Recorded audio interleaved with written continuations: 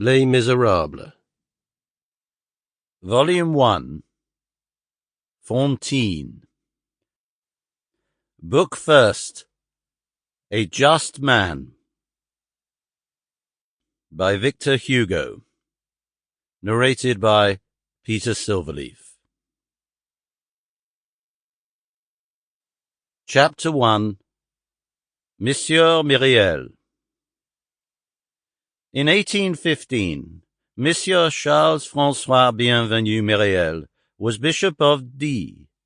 He was an old man of about 75 years of age. He had occupied the see of D since 1806.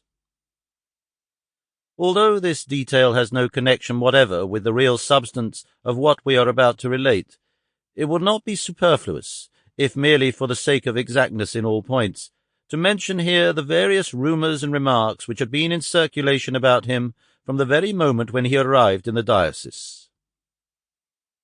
True or false, that which is said of men often occupies as important a place in their lives, and above all in their destinies, as that which they do.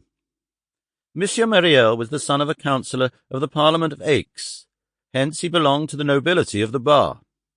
It was said that his father, destining him to be the heir of his own post, had married him at a very early age, 18 or 20, in accordance with a custom which is rather widely prevalent in parliamentary families. In spite of this marriage, however, it was said that Charles Myriel created a great deal of talk. He was well-formed, though rather short in stature, elegant, graceful, intelligent. The whole of the first portion of his life had been devoted to the world and to gallantry. The Revolution came. Events succeeded each other with precipitation. The parliamentary families, decimated, pursued, hunted down, were dispersed. Monsieur Charles Myriel emigrated to Italy at the very beginning of the Revolution. There his wife died of a malady of the chest from which she had long suffered. He had no children.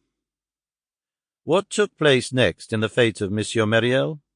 The ruin of the French society of the olden days, the fall of his own family, the tragic spectacles of '93, which were, perhaps, even more alarming to the emigrants who viewed them from a distance, with the magnifying powers of terror. Did these cause the ideas of renunciation and solitude to germinate in him? Was he, in the midst of these distractions, these affections which absorbed his life, suddenly smitten with one of those mysterious and terrible blows which sometimes overwhelm, by striking to his heart a man whom public catastrophes would not shake, by striking at his existence and his fortune? Sample complete. Ready to continue?